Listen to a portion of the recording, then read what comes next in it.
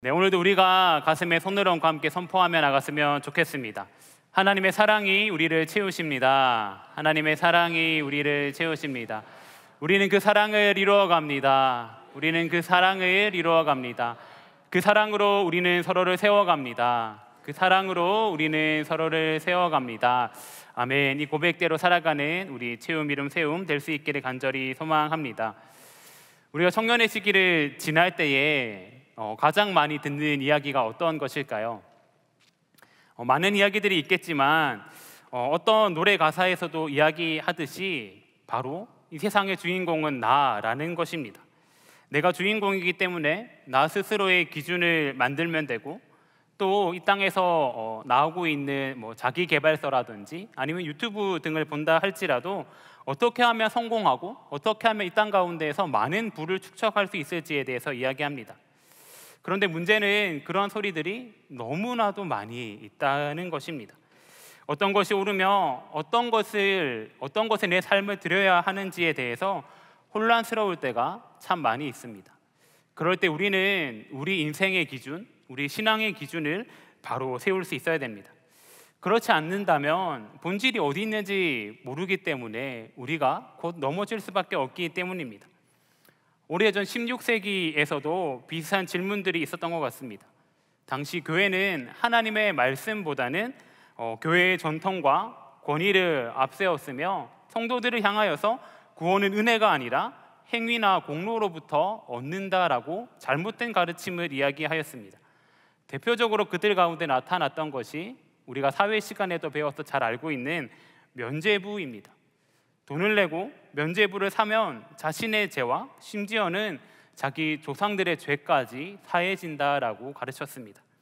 그래서 당시에 이런 이야기가 있었다고 합니다.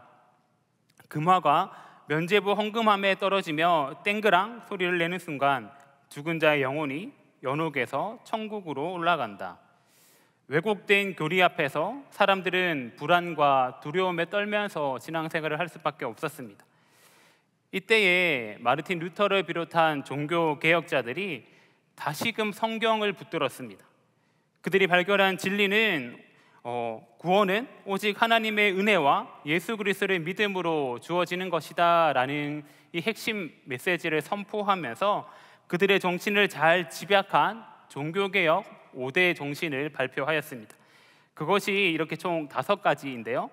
어떤 것들이 있냐면 솔라 스크립투라 오직 성경, 그 다음에 솔루스 크리스토스 오직 그리스도, 솔라 피데 오직 믿음, 솔라 그라티아 오직 은혜, 솔리데오 글로리아 오직 하나님께 영광, 이렇게 총 5가지 정신을 이야기하였습니다. 아마 여러분들께서도 신앙생활하면서 한 번쯤은 다 들어보신 적이 있으실 것 같습니다.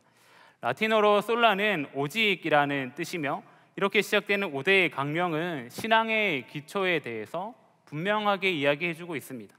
앞으로 이 5가지 주제에 대해서 함께 말씀을 나누고자 하는데요. 이 5번의 설교는 단순하게 종교개혁 당시의 교리를 더 많이 알고자 함이 위함이 아니라요, 이 땅에서 청년으로 살아갈 때에 우리 삶의 기준과 신앙을 어떻게 세워나가야 할지에 대해서 나누는 시간이 될 것입니다. 그래서 먼저 오늘 함께 다룰 내용은 솔라 스크립투라 오직 성경입니다. 이 오직 성경이 강조되는 것을 우리가 잘 이해하기 위해서는 이 말씀이 쓰여져 있던 디모데후서의 배경에 대해서 우리가 잘 알 필요가 있습니다.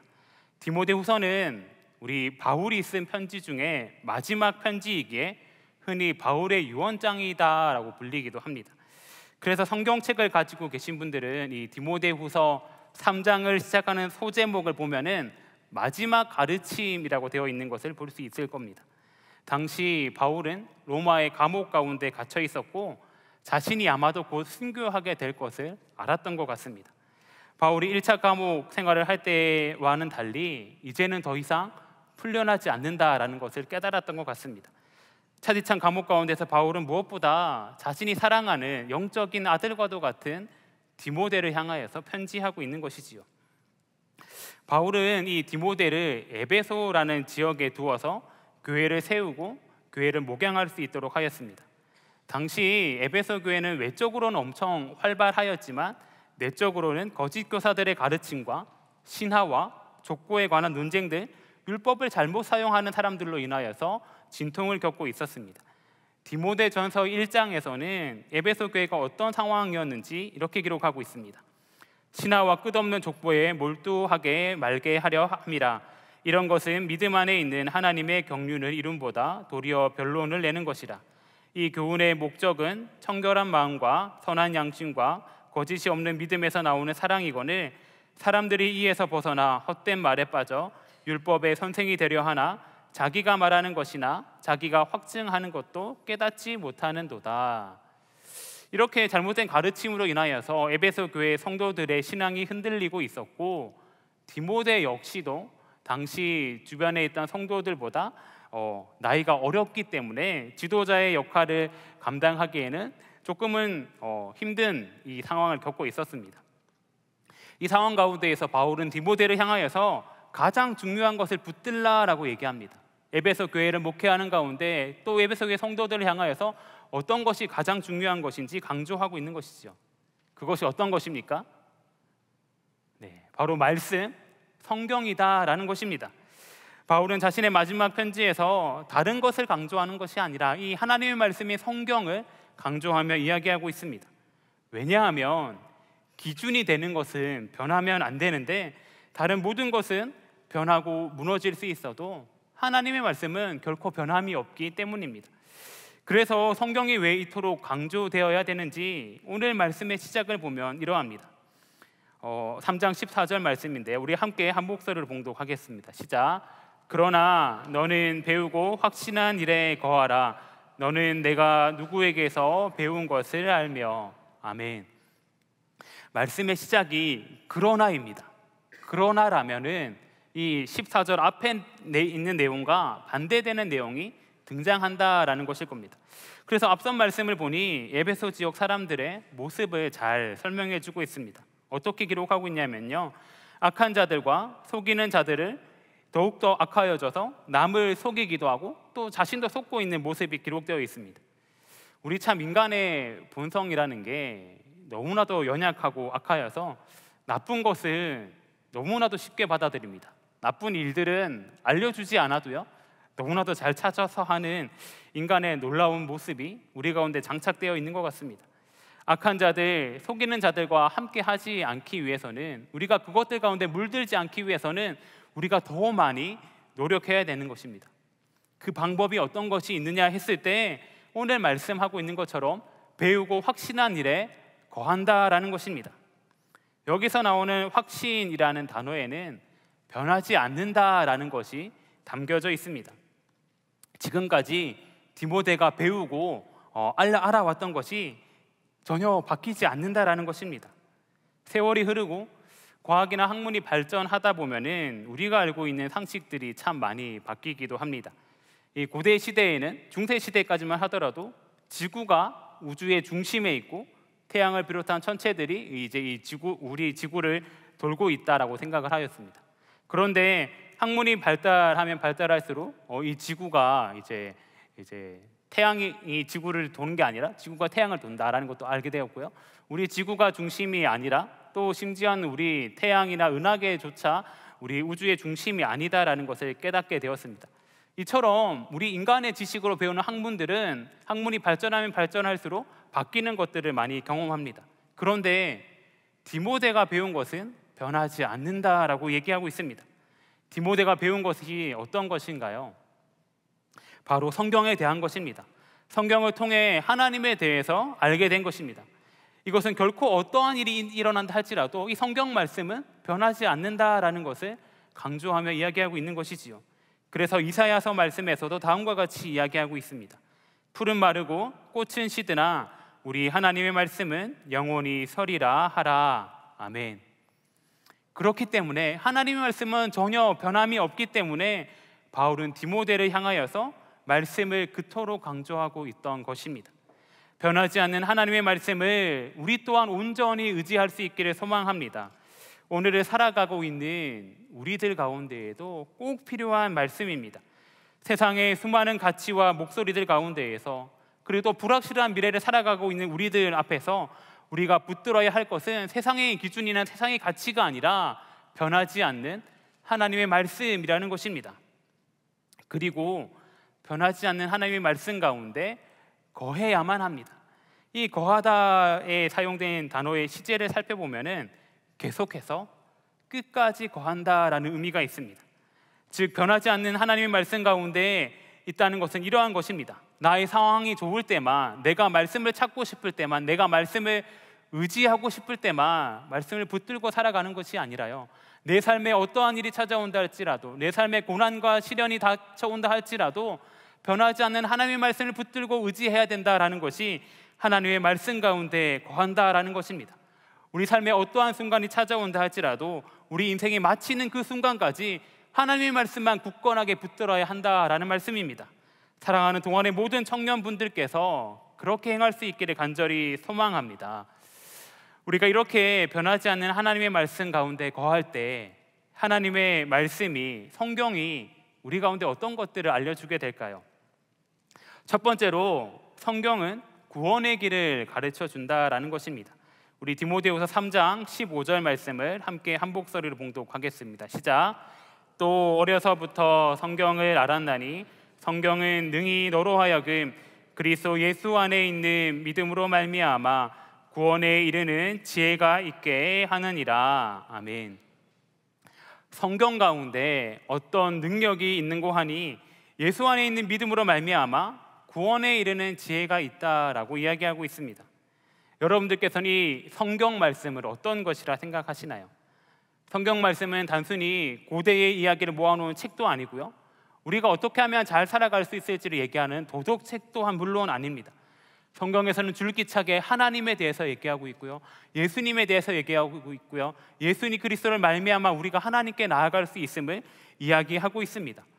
우리가 구원받은 것에 대한 이야기가 담겨 있는 것이 성경책입니다. 즉 우리를 구원하기 위한 하나님의 구원 계획에 대해서 이야기하고 있는 것입니다. 중세시대에 살았으면서 기독교 성자라 불리는 아우구스티누스라는 분이 계십니다. 지금은 성자라고 칭함을 받지만 이 또한 젊은 시절을 살아갈 때에는 방탕하기 그지없는 삶을 살았습니다. 기독교 신앙을 거부하였고요, 결혼도 하지 않은 채 젊은 여성과 동거하며 아이를 낳기도 하였습니다. 그랬던 그가 하나님을 만나고 자신이 변화된 모습을 담아 작성한 책이 바로 고백록이라는 책입니다. 이 책에는 이 아우구스티누스의 변화의 과정이 잘 담겨져 있는데요, 책의 내용 중에 일부를 읽어드리면 다음과 같습니다. 나는 죄악에 매여 있는 것 같아 애처롭게 부르짖었다. 주여 언제까지 내 일로 미루시고 저의 더러움을 씻어주지 않으시렵니까? 난 이렇게 아뢰면서 마음이 갈기갈기 찢어져 슬피 울었다.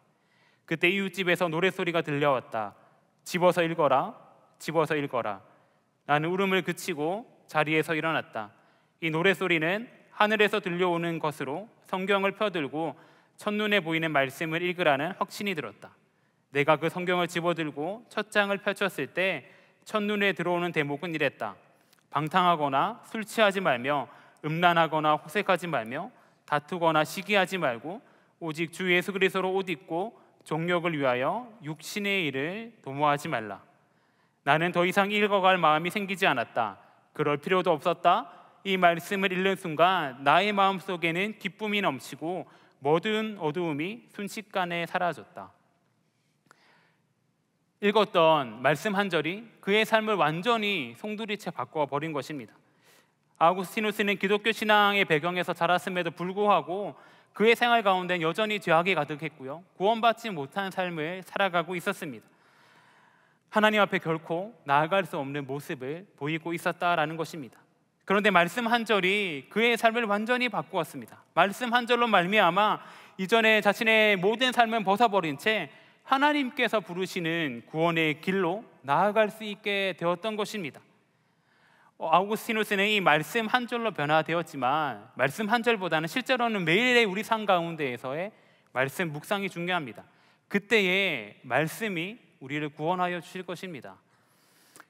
이처럼 말씀 안에 우리를 구원으로 인도하는 길이 있습니다. 그런데 이 분명하고도 놀라운 사실을 우리가 너무나도 모르고 살아가고 있는 것 같습니다. 말씀을 준비하면서 이 인터넷 도서 판매 사이트를 들어가 보았습니다. 베스트셀러의 대부분이 우리가 어떻게 하면은 잘 살 수 있을까? 어떻게 하면은 부동산 투자로 대박을 낼 수 있을까? 주식 투자를 성공할 수 있을까? 등과 관련된 내용의 책들이었고요. 유튜브만 본다 하더라도 우리가 어떻게 하면은 잘 살 수 있을까? 최신 종목 이런 것들이 순위권에 있는 것들을 우리가 잘 볼 수 있습니다.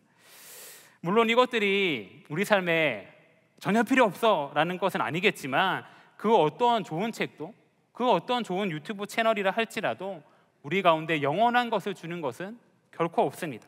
영원한 것을 주는 것, 구원을 주는 것은 오직 하나님의 말씀인 성경밖에 없다라는 것입니다. 그런데 오늘 말씀 가운데에서 성경에 구원에 이르는 지혜가 있다라고 이야기하고 있습니다. 우린 여기 나오는 지혜를 잘 살펴볼 필요가 있습니다. 여기에서 지혜에 사용되는 헬라어 단어 소피아는 단순히 지식을 이야기하는 것이 아니라 어떤 것을 바르게 해석하고 삶에 적용하는 능력을 의미합니다. 즉 지식이 예수 그리스도를 믿으면 우리가 구원받을 수 있다라는 것을 아는 것이라면, 지혜는 그 지식을 뛰어넘어서 우리 삶 가운데에서 예수님께서 구원자 되어주심을 기억하며 구원자 되어주시는 예수님을 높이는 삶을 살아가는 것이 지혜다라고 할 수 있습니다. 그래서 우리는 말씀을 묵상하는 가운데 이 땅 가운데에서 어떻게 살아가야 되는지에 대한 지혜를 얻을 수 있다라는 것입니다. 이 땅에서의 삶을 살아갈 때에 수많은 길이 있어 보이고 수많은 정답이 있어 보이지만 그 길을 따라가면 행복과 성공이 있다라고 보장된다라고 얘기하지만 그 길을 가는 것이 아니라 성경을 통해 그 가운데 담긴 예수 그리스도의 길을 발견하는 것이 우리가 이 땅을 살아가는 구원의 지혜라고 할 수 있습니다. 그래서 칼빈도 다음과 같이 이야기하였습니다. 성경은 우리를 구원의 지혜로 인도하는 안경과 같다. 흐릿하게 보이는 세상을 성경이라는 렌즈를 통해 볼 때 우리는 구원자 예수 그리스도를 선명하게 본다. 맞습니다. 우리는 성경을 통해서만 우리 구원의 길을 분명하게 볼 수 있습니다. 성경을 통해서만 우리를 위해 이 땅 가운데 오신 예수 그리스도를 분명하게 바라볼 수 있다라는 것입니다. 그렇기 때문에 여러분들의 매일의 삶 가운데에서 말씀을 묵상하시면서 우리를 구원하여 주시는 예수님을 발견하는 삶을 살아갈 수 있기를 간절히 소망합니다. 두 번째로 성경은 우리의 삶을 바르게 세웁니다. 우리 디모데후서 3장 16절의 말씀을 함께 한 목소리를 봉독합니다. 시작. 모든 성경은 하나님의 감동으로 된 것으로 유익하니. 아멘. 여기서 바울이 성경이 하나님의 감동으로 되어 있다라고 얘기하는데 그냥 성경도 아니고 모든 성경입니다. 특정 한 구절이나 특정 한 책이 아니라 창세기 1장 1절에서 시작하여서 요한계시록 22장 21절에 이르기까지 1.1획도 빠지지 않고 모든 성경이 하나님의 감동으로 되어 있다라는 것입니다. 그런데 여기서 감동으로 되어 있다도 우리가 잘 살펴볼 필요가 있는데요, 이 감동이라는 말이 어떤 놀라운 일을 경험해서 와, 나 감동받았어를 얘기하는 것이 아닙니다. 원어 그대로 직역한다면 하나님께서 숨을 불어넣으셨다라는 것을 의미하고 있습니다. 숨을 불어넣는다라고 하니까 여러분들 떠오르는 사건이 하나 있지 않으신가요? 하나님께서 아담을 창조하신 그 사건입니다. 하나님께서 아담을 창조하시고 창세기 2장 7절 말씀을 보면 다음과 같이 기록하고 있습니다. 여호와 하나님이 땅의 흙으로 사람을 지으시고 생기를 그 코에 불어넣으시니 사람이 생명이 되니라. 아멘. 하나님께서 우리 인간을 만들 때에도 흙으로 빚으시고 그 가운데에 생기를 불어넣으시자 우리 인간 가운데 생명이 돌기 시작하였습니다. 그런데 말씀에서 이와 같이 하나님의 숨결이 담겨져 있다라는 것입니다. 성경은 하나님께서 수많은 인간의 저자들을 통해서 작성하셨습니다. 모세도 있겠고요, 다윗도 있겠고요, 오늘 우리가 읽고 있는 디모데후서를 쓴 바울도 있습니다. 그런데 그 저자들은 자신의 개성과 또 그들이 살아가고 있던 그 시대적 배경 아래에서 이 성경을 작성하였습니다. 그런데 우리가 성경을 보면서 인간의 사상이나 철학 또는 이 바울의 전도일기다라고 부르지 않고 하나님의 말씀이다라고 이름하는 이유는 그 가운데, 이 말씀 가운데 하나님의 숨결이 담겨져 있기 때문입니다. 하나님의 숨결이 들어있고 지금도 그 숨결이 살아 역사하기 때문에 2000여 년이 지난 이 시점 가운데 많게는 수천여 년이 지난 이 시점 가운데 오늘날 우리 가운데에도 영향을 미치며 우리 삶을 살린다라는 것입니다. 하나님께서 호흡을 불어넣으셨기 때문에 성경은 살아있고 생명력 있는 말씀이 되는 것입니다. 하나님께서 사람을 창조하시고 생기를 불어넣으셨을 때 생명이 되었던 것처럼 하나님의 호흡이 들어있는 이 성경은 우리 영혼에도 생기를 불어넣어서 우리를 살리고 우리를 바른 길로 인도하여 우리를 세우는 역할을 하는 것입니다. 그래서 말씀을 읽을 때에 그 가운데 담겨져 있는 하나님의 숨결을 온전히 느낄 수 있어야만 합니다. 그렇게 하나님의 숨결을 온전히 느끼며 나아갈 때에 우리는 우리의 삶을 바르게 세워나갈 수 있습니다. 어떻게 말씀을 우리의 삶을 바르게 세워나가냐 했을 때 이 성경이 주는 유익 4가지를 얘기하고 있죠. 교훈과 책망과 바르게 함과 의로 교육한다라는 것입니다. 이 4가지를 한 번씩 살펴볼 텐데요. 첫 번째는 교훈입니다. 교훈은 우리 가운데 기준을 준다라는 의미를 가지고 있습니다. 성경이 단순히 흥미로운 이야기를 담은 책이 아니라요, 하나님께서 어떤 분이신지, 우리 인간은 어떤 존재인지, 또 우리 인간은 하나님을 믿으면서 어떻게 살아가야 되는지에 대해서 알려주면서 우리가 이 땅을 살아갈 때에 삼아야 될 기준이 어떤 것인지 분명하게 알려준다라는 것입니다. 또한 두 번째로는 책망입니다.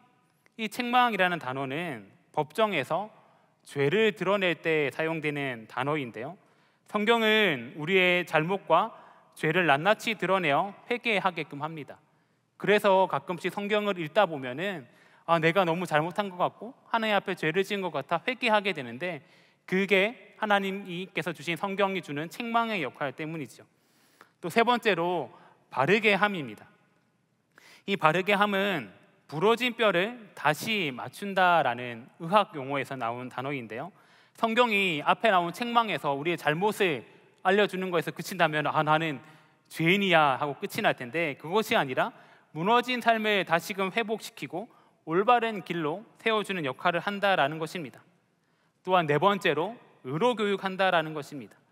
이 단어는 어린아이를 성숙한 성인으로 길러내는 전인적인 양육을 뜻하는 단어인데요, 우리가 성경을 읽다 보면 성경 말씀을 통해서 우리 신앙의 수준이 시간이 지나면 지날수록 성장하는 것을 볼 수 있습니다. 이 역할이 이 성경 가운데 담겨져 있다는 것이죠. 이 4가지를 종합해 본다면 어떻게 될까요? 성경은 옳은 길을 가르치고 잘못된 길을 드러내며 무너졌을 때 우리를 다시 세워주고 끝까지 우리를 훈련시켜서 하나님의 사람으로 만들어 간다라는 것입니다. 성경이 주는 이러한 유익을 누릴 수 있기를 간절히 소망합니다. 하나님의 말씀을 매일매일 삶 속에서 묵상함으로 이 말씀 가운데 담겨 있는 하나님의 숨결을 느끼고 하나님께서 세워주시는 바른 삶을 살아갈 수 있기를 소망합니다. 그 바른 삶을 살아갈 때 3번째로 성경은 하나님의 사람을 온전하고 또 선한 일을 할 수 있도록 하게 합니다. 우리 디모데후서 3장 17절 말씀을 한 목소리로 함께 봉독하겠습니다. 시작. 이는 하나님의 사람으로 온전하게 하며 모든 선한 일을 행할 능력을 갖추게 하려 함이라. 아멘. 17절 말씀은 이는으로 시작합니다. 앞에 나오는 이 16절의 말씀과 17절의 말씀을 이어주면서 이제 설명을 하고 있는 것이죠. 앞서 나온 교훈과 책망과 바르게 함과 의로 교육하기에 유익한 것이 왜 필요한가 했을 때 하나님의 사람으로 온전하게 하며 선한 일을 행할 능력을 갖추게 하기 위함이다라고 이야기하고 있는 것이죠. 즉 성경 말씀은 단순하게 내가 잘 되는 것, 나의 지식을 채우는 것에서 끝나지 않고 하나님의 사람으로 우리 주변 가운데 영향을 미칠 수 있게 해야 한다라는 것입니다. 말씀에서 이야기하는 하나님의 사람이 어떤 사람들일까요? 단순하게 교회 다니는 사람이다라고 얘기하지는 않을 겁니다. 하나님께 붙들림 받아 살아가는 사람들을 하나님의 사람이다라고 할 것입니다. 우리가 이 땅에서 살아갈 때에 다양한 모습들을 가지고 살아가지만 하나님께 붙들림 바 되는 삶을 살아갈 때에 우리가 몇 주 전에 이야기했던 복음 설교의 형식을 빌린다면 예수님의 통치를 받는 삶을 살아갈 때에 하나님의 사람이다라고 할 수 있습니다. 여러분들께서 이 땅에서의 삶을 살아갈 때에 하나님께 붙들림 바 되어 살아가서 하나님의 사람이다라고 칭함받을 수 있는 여러분들 될 수 있기를 간절히 소망합니다. 바울은 이 디모데를 향하여서 하나님의 사람이다라는 호칭을 참 많이 사용했던 것 같습니다. 디모데전서 6장 11절에도 오직 너 하나님의 사람아라고 이야기하기도 하였습니다. 왜 이렇게 하나님의 사람을 강조하였을까 생각해 보면은 우리 설교 초반부에 말씀드렸던 이 디모데 전후서의 배경이 되는 에베소 지역으로 다시금 돌아갈 필요가 있습니다. 여전히 세상적인 기준들이 많이 있던 곳이었습니다. 세상적인 기준을 가지고 살아가던 사람들이 참 많이 있던 사람들이었습니다. 예수 그리스도를 주로 고백하며 하나님을 믿는다고 고백하는 성도들조차 주변 환경들에게 영향을 받으며 내가 하나님의 사람이 맞을까?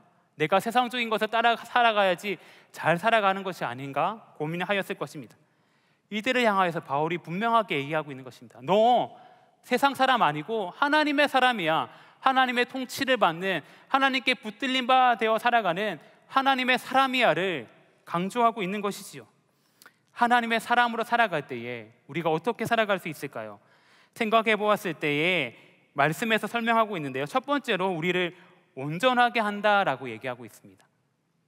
여기서 사용된 온전하게 하다라는 뜻은 어떤 뜻이냐면은 완전 무장을 한 군인을 묘사할 때 사용되는 말입니다.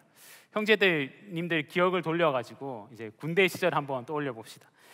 이제 완전 무장을 한다 했을 때 우리가 효과적으로 싸울 수 있을 것입니다. 우리 가운데 우리를 보호해 줄 수 있는 이런 방어 도구나 공격 무기가 없을 때면 적들이 찾아온다 할지라도 속수무책으로 당할 수밖에 없을 텐데, 우리가 완벽하게 준비를 하고 완전 군장 무장을 해 있다면은 어떤 적이 찾아온다 할지라도 담대하게 이겨낼 수 있는 그 힘이 있을 것입니다. 에베소서 말씀에서도 우리가 이렇게 무장하여서 하나님의 전신갑주를 입어야 된다라고 얘기하고 있습니다. 에베소서 6장 13절 말씀인데요, 그러므로 하나님의 전신갑주를 취하라. 이는 악한 날에 너희가 능히 대적하고 모든 일을 행한 위에 서기 위함이라. 그러면서 전신갑주에 어떤 것들이 있는지 분명하게 얘기하고 있는데요, 진리의 허리띠, 의의 호심경, 복음의 신발, 믿음의 방패, 구원의 투구, 성령의 검, 이러한 하나님의 전신갑주를 입으라라고 얘기하고 있습니다. 이렇게 하나님의 전신갑주를 입을 때, 말씀으로 우리를 무장하며 나아갈 때에 세상 가운데 속해 살아간다 할지라도 세상에 흔들리는 사람이 아니라 하나님의 사람으로 굳건하게 설 수 있다라는 것입니다. 또 마지막으로 선한 일을 행할 능력을 갖추게 하려 한다라고 얘기하고 있습니다. 여기서 갖추게 한다의 의미를 가만 살펴보면은 이제 배가 항해를 나가기 전에 모든 준비를 마쳤을 때에 이 단어를 사용합니다. 이제 출항 명령만 떨어진다고 하면은 바다로 즉시 나갈 수 있는 상태가 갖추게 한다라는 것입니다. 즉 성경은 우리로 하여금 어떤 것을 깨닫는 것에서 그치지 않고 세상이라는 바다를 향하여서 실제 우리가 속해 살아가는 삶을 향하여서 나아갈 수 있는 준비를 마치게 한다라는 것입니다. 바다를 향해 나아갈 때에 정말 많은 준비물들이 필요할 것입니다. 우리가 세상을 향해 나아갈 때도 정말 많은 준비물들이 필요할 것입니다. 그런데 성경이 그 역할을 감당해 준다라는 것입니다. 그리고 준비물이 잘 갖추어져 있을 때에만한 풍랑이 찾아온다 할지라도 흔들리지 않듯이 우리가 말씀의 준비가 잘 되어 있을 때만 우리가 세상이라는 바다를 향해 나아갔을 때 흔들리지 않는 굳건한 하나님의 사람이 된다라는 것입니다. 이 땅 가운데 살아갈 때에 하나님의 선한 일을 행할 능력을 갖출 수 있다라는 것입니다. 이제 말씀을 맺고자 합니다. 사랑하는 동안의 청년 여러분, 바울은 자신의 순교를 앞두고 자신이 아들과도 같이 여겼던 디모데를 향하여서 편지하면서 오직 말씀을 붙들 것을 권면하였습니다. 왜냐하면은 말씀 가운데에 구원의 길이 있고, 말씀 가운데 우리의 삶을 바로 세우는 능력이 있으며, 말씀 가운데에 우리를 하나님의 사람으로 준비시키는 능력이 있기 때문입니다. 바울이 오직 말씀을 붙들 것을 권면한 이후에 1500여 년이 지난 종교개혁자들 역시도 자신의 목숨을 걸고 외치면서 이 오직 성경을 외쳤습니다. 이 성경 가운데에 구원의 길이 있고, 성경 가운데에 우리의 삶을 바로 세우는 능력이 있으며, 이 성경 가운데 우리를 하나님의 사람으로 만드는 능력이 있기 때문을 알았기 때문입니다. 그리고 변하지 않는 성경은, 하나님의 숨결이 들어가 있어 생명력 있는 말씀은 오늘날 우리 삶에도 영향을 미치게 됩니다. 우리 청년이 살아가는 시기는 참 인생의 방향을 결정하는 너무나도 중요한 시기인 것 같습니다. 이때에 우리가 살아있는 성경 말씀을 붙들어서 우리가 살아있는 성경 말씀만 붙들 때에만 우리는 길을 잃지 않을 수 있습니다. 그러므로 우리가 결단하며 나아갈 수 있기를 소망합니다. 여러분, 오직 말씀을 기억하며 인생의 기초를 말씀 가운데 둘 수 있게 소망합니다. 인생의 중심을 성경 가운데 둘 수 있기를 소망합니다. 매일매일 하루를 시작할 때에 말씀으로 시작할 수 있기를 소망합니다. 단순히 읽는 것으로 그치는 것이 아니라 이 말씀을 붙들고 살아갈 때에 말씀이 여러분들의 삶을 이끌어가며 여러분들을 하나님의 사람으로 만들어 갈 것입니다. 아멘. 이제 기도하도록 하겠습니다. 오늘도 우리 가운데 말씀하시는 하나님 아버지, 이 세상의 수많은 소리들 가운데에서 진리의 기준이 오직 하나님의 말씀인 성경임을 고백하며 나아갑니다. 성경 말씀을 통하여서 예수 그리스도의 구원의 길을 분명히 볼 수 있게 하시며 이 땅의 새 삶이 흔들릴 때마다 말씀으로 우리의 마음과 생각을 바로 세울 수 있게 하여 주시옵소서. 말씀 앞에 우리의 삶을 비출 수 있게 하여 주시고 겸손히 주님 앞에 나아가는 삶을 살아갈 수 있게 하시며 말씀으로 훈련되어서 하나님의 사람으로 세워지는 동안의 모든 청년들 될 수 있게 하여 주시옵소서. 우리 주 예수 그리스도 이름으로 기도드리옵나이다. 아멘.